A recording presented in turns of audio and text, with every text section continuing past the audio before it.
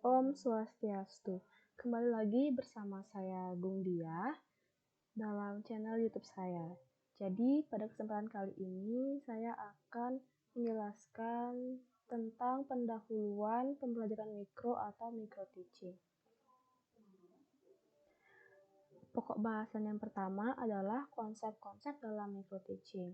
Dalam pembelajaran mikro atau micro teaching terdapat beberapa konsep-konsep yang perlu diperhatikan, yaitu yang pertama, pengajaran nyata, yaitu pengajaran yang benar-benar seperti saat di kelas yang nyata, namun dibungkus secara mikro atau lebih kecil. Misalnya untuk kegiatan belajar mengajar di sekolah di satu kelas itu peserta didiknya bisa jumlahnya itu mencapai 30 sampai 40 orang. Sedangkan dalam kegiatan pembelajaran mikro yang menjadi peserta didik itu adalah teman-teman sekelas dan jumlahnya juga dibuat menjadi lebih sedikit, sekitar 5 sampai 10 orang. Selanjutnya nomor 2 yaitu latihan terpusat pada keterampilan dasar mengajar. Jadi dalam kegiatan micro teaching ini khusus seperti praktikum mengajar, jadi berpusat untuk mengasah keterampilan mengajar seorang mahasiswa calon pendidik. Untuk yang ketiga, yaitu konsepnya pengajaran bagi siswa yang beraneka ragam. Nah, dalam kegiatan ini tentunya sebelum terjun ke dunia pendidikan yang sebenarnya, tentunya nanti akan bertemu dengan siswa yang beraneka ragam, baik itu dari latar belakang sosial, ekonomi, budaya, dan lain-lain. Nah, oleh karena itu, pada kegiatan ini akan dibuat suatu suasana atau lingkungan mengajar di mana siswanya itu akan dibuat beraneka ragam, yaitu memiliki kemampuan dasar yang ada yang tinggi, ada yang rendah, ada yang kemampuan mengikuti pembelajarannya itu ada yang baik, ada juga yang kurang. Jadi seperti itu contohnya. Nah, selanjutnya yaitu konsepnya ada pengontrolan terhadap lingkungan latihan. Nah, biasanya dengan mengontrol lingkungan latihan ini, sebuah kampus atau perguruan tinggi menyiapkan satu lab tempat pelaksanaan micro teaching, yaitu lab micro teaching, di mana tempat pelaksanaan latihan itu haruslah kondusif dan juga mendukung jalannya kegiatan atau lingkungan latihan micro teaching. Konsep yang kelima yaitu pengadaan dan penyediaan low threat situation dan low risk situation. Nah, dari kata-katanya low threat situation itu berarti situasi ancaman yang rendah, sedangkan low risk situation itu situasi resiko yang rendah. Jadi, pengadaan dan penyediaan low threat dan low risk situation ini bertujuan agar mahasiswa calon pendidik dapat mengembangkan keterampilan belajarnya tanpa terlalu memikirkan risiko atau ancaman yang ada. Jadi dibuat senyaman mungkin agar seorang mahasiswa itu bisa lebih mengelaborasi kemampuan mengajarnya, berinovasi, dan juga mengeluarkan kreativitasnya. Untuk konsep yang keenam, yaitu ada penyediaan kesempatan latihan ulang dan pengaturan distribusi. Maksudnya, apabila pada hari pertama itu ada salah seorang mahasiswa yang berlatih terkait kemampuan mengajarnya. Nah, nanti akan diberikan masukan baik itu oleh dosen pengampu maupun teman-teman sekelasnya. Setelah itu akan ada latihan lagi dalam pertemuan-pertemuan selanjutnya dengan cara di-rolling. Nah, untuk pengaturan distribusi itu misalnya si A akan mendapatkan materi kelas 10, nanti si B itu akan kelas 11, dan si C itu kelas 12. Misalnya seperti itu, dan kesempatan-kesempatan latihan mengajar itu pasti akan diperoleh oleh semua mahasiswa. Untuk selanjutnya ada tujuan dari micro teaching, dibagi menjadi dua, ada tujuan umum dan juga tujuan khusus. Adapun tujuan umumnya adalah memberikan pelatihan pada calon guru untuk berlatih praktik keterampilan mengajar. Sedangkan untuk tujuan khususnya adalah membentuk sikap dan mental siswa. Siswa ini maksudnya mahasiswa dalam persiapan mengajar yang sebenarnya. Nah, tujuan khusus ini ada banyak, misalnya membentuk sikap percaya diri pada saat mengajar di depan kelas nanti. Yang kedua itu ada juga tujuan khususnya untuk meningkatkan prestasi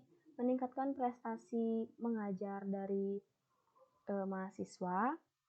Ada juga untuk membentuk attitude mengajar yang baik dan lain sebagainya yang berhubungan dengan sikap mental seorang pengajar. Jadi itu tujuan khususnya, secara kesimpulan tujuan khususnya untuk membentuk suatu pengajar atau pendidik yang berkompeten dan juga berkualitas.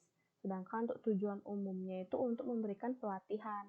Jadi tujuan umum ini bisa dibilang tujuan dari institusi atau tujuan dari mata kuliah micro teaching ini apa. Sedangkan kok tujuan khususnya ini hasilnya atau untuk mahasiswanya itu akan menjadi apa.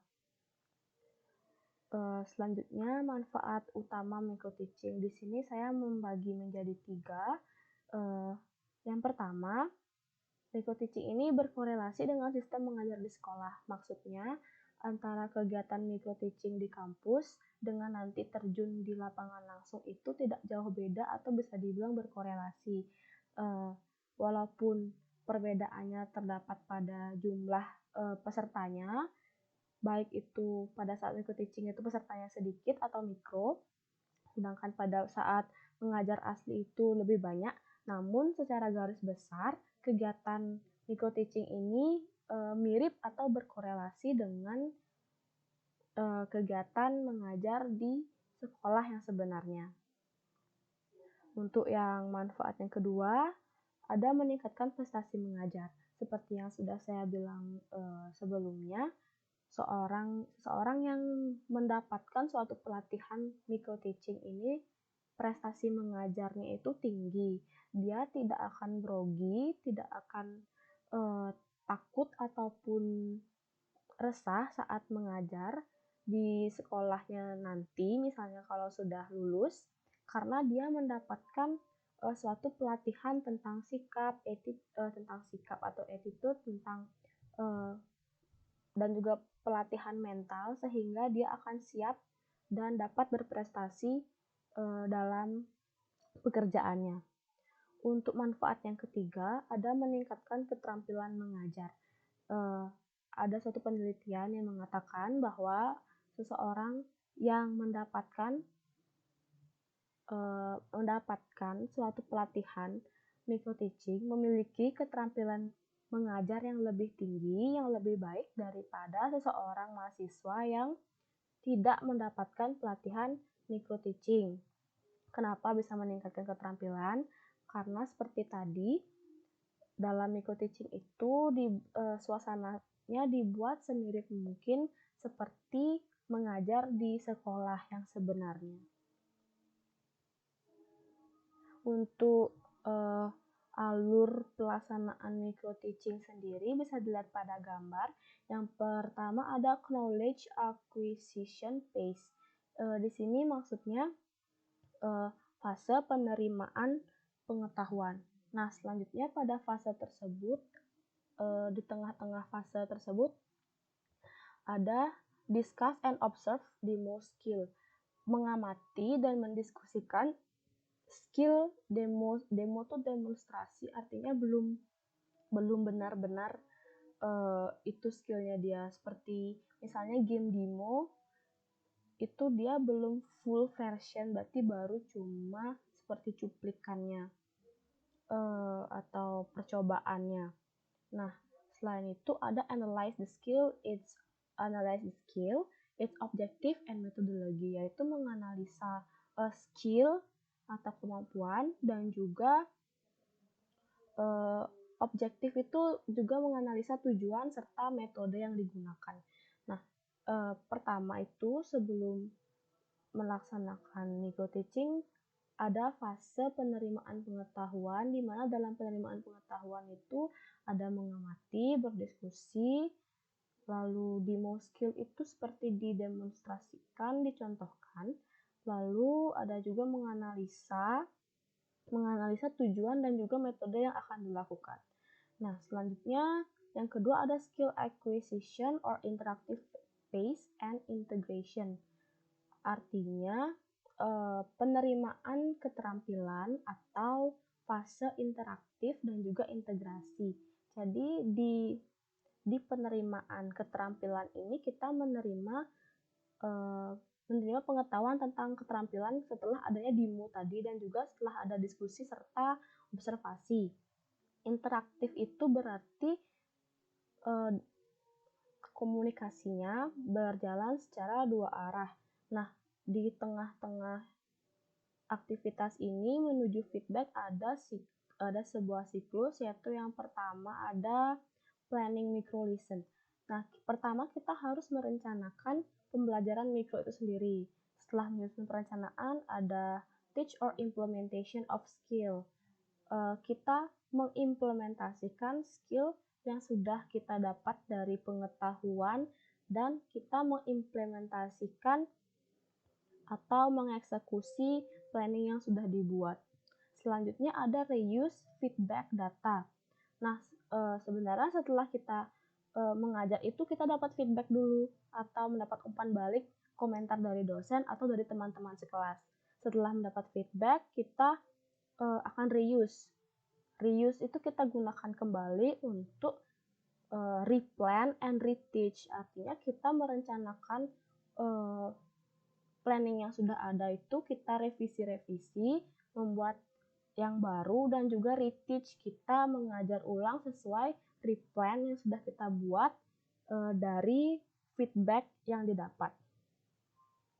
Nah, selanjutnya setelah melalui proses itu beberapa lama, maka akan ada transfer phase, yaitu real classroom teaching with improved performance. Kita artinya mengajar di kelas yang asli dengan performa yang sudah ditingkatkan. Artinya kita sudah mengasah kemampuan saat mengikuti micro teaching.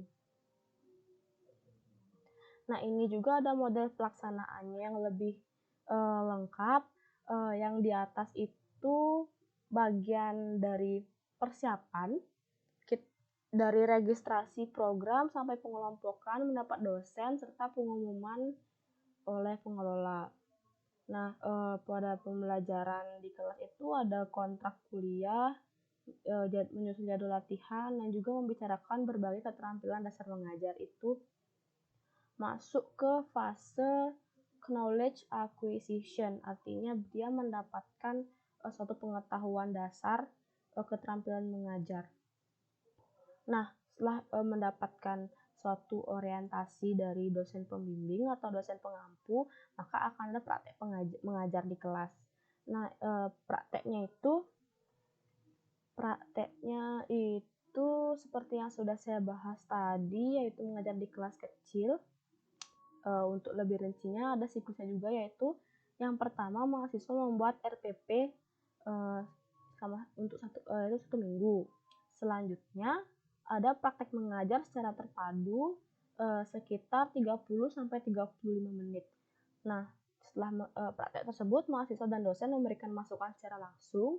Setelah mendapat masukan atau feedback tadi, maka kita replan.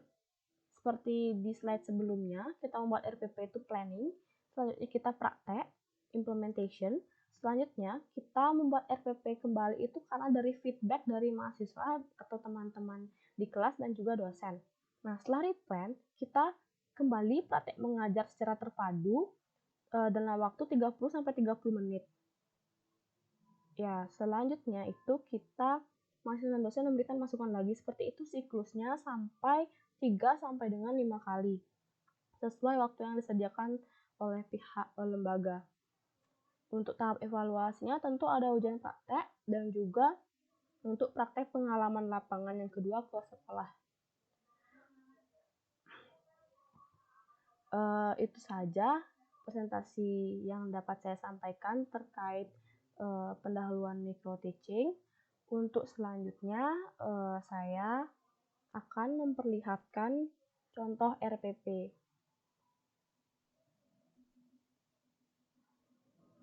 Baik, ini dia RPP yang saya buat. Di sini kebetulan saya sudah membuat RPP untuk kelas 12 semester ganjil dengan materi pokok sifat koligatif larutan dengan alokasi waktu 6 jam pelajaran atau 6 kali 45 menit.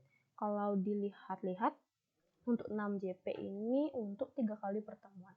Kenapa merancangnya 6 JP itu sebenarnya untuk alokasi waktu itu kita melihat dari kalender pendidikan. Kita menghitung waktu efektif untuk digunakan untuk mengajar. Ini untuk alokasi waktunya kita sesuaikan dengan waktu yang disediakan karena di sini kebetulan ditugaskan membuat RPP karena di semester sebelumnya saya sudah membuat RPP, jadi saya menggunakan contoh ini. Dalam RPP yang harus ada, yang pertama identitas seperti sekolah, mata pelajaran, kelas, semester, materi pokok, dan alokasi waktu. Selanjutnya kompetensi inti. Untuk KI ini didapat dari silabus dari pusat. Untuk RPP ini kita buat sendiri dan kita mengacu kepada silabus yang sudah ada. Selanjutnya yang harus ada yang kedua yaitu KD dan indikator. Kita kompetensi dasarnya melihat di silabus juga. Misalnya pada sifat koligatif ada KD 3.1 dan 4.1. Indikatornya kita bisa lihat di silabus juga. Selanjutnya tujuan pembelajaran. Setelah tujuan pembelajaran ada materi pembelajaran. Materi pembelajaran ini mencakup satu fakta, yang kedua konsep, yang ketiga prinsip, yang keempat prosedur. Tentunya yang digunakan adalah prosedur atau langkah-langkah ilmiah. Dan selanjutnya yang harus ada dalam RPP, metode pembelajaran apa yang akan digunakan dalam kelas. Nah, dalam metode ini ada pendekatan, model, dan metode pembelajaran.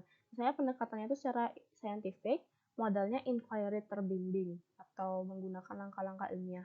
Dan untuk metodenya bisa saja diskusi tanya jawab, presentasi, dan eksperimen. Untuk ini tergantung dari materi dan tergantung dari gurunya yang akan mengajar seperti apa. Nah, selanjutnya ada media dan sumber belajar. Media tentunya apa yang kita bisa gunakan. Yang pertama kita punya LKS, ya sudah kita menggunakan LKS, lalu PowerPoint dan juga laboratorium, misalnya ada Patikum. Untuk sumber belajarnya itu saya menggunakan dari buku pegangan kelas 12 SMA berupa LKS, buku paket, dan juga media elektronik seperti e-book dan internet. Untuk yang ketujuh, tentunya ada langkah-langkah pembelajaran. Karena di sini 3 pertemuan tentu akan dibagi menjadi 3. Indikator yang ingin dicapai itu kalau banyak bisa dibagi menjadi beberapa pertemuan tergantung dari waktu yang disediakan. Misalnya, pada pertemuan 1 hanya ada 3 indikator yang ingin dicapai. Nah, dalam langkah pembelajaran ini ada 3.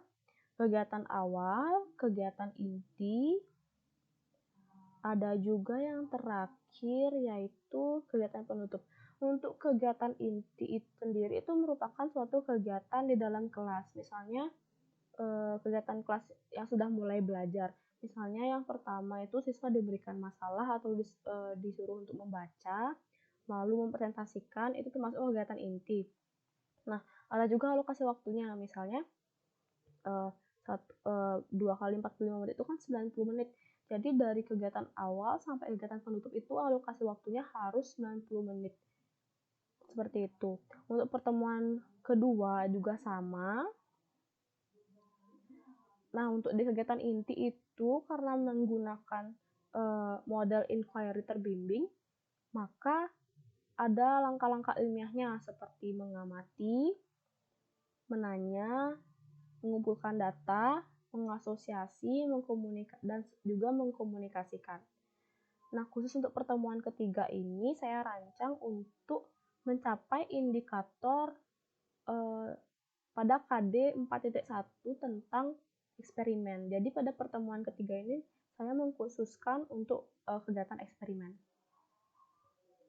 Selain dari kegiatan, di RPP juga ada penilaian hasil pembelajaran itu apa saja yang dinilai. Misalnya aspek yang dinilai itu ada spiritual, sikap sosial, pengetahuan, dan keterampilan. Ada teknik penilaiannya seperti apa dan juga bentuk instrumennya seperti apa. Di RPP juga ada lampiran-lampiran, misalnya lembar penilaian sikap spiritual, lembar observasi dan rubrik penilaian sikap, ada juga tes tulis untuk penilaian pengetahuan, ini misalnya seperti kisi-kisi soal. Ada juga pedoman penilaian seperti apa. Penilaian dalam ranah keterampilan. Ada juga lembar penilaian keterampilan, yaitu salah satunya praktikum. Karena di sini materinya ada praktikum, jadi ada lembar kerja praktikum.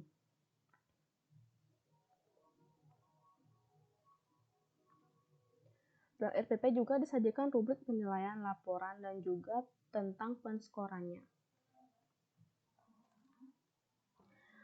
Jadi itu saja yang dapat saya sampaikan. Jangan lupa klik like, komen, dan subscribe. Ketemu lagi di video selanjutnya. Terima kasih.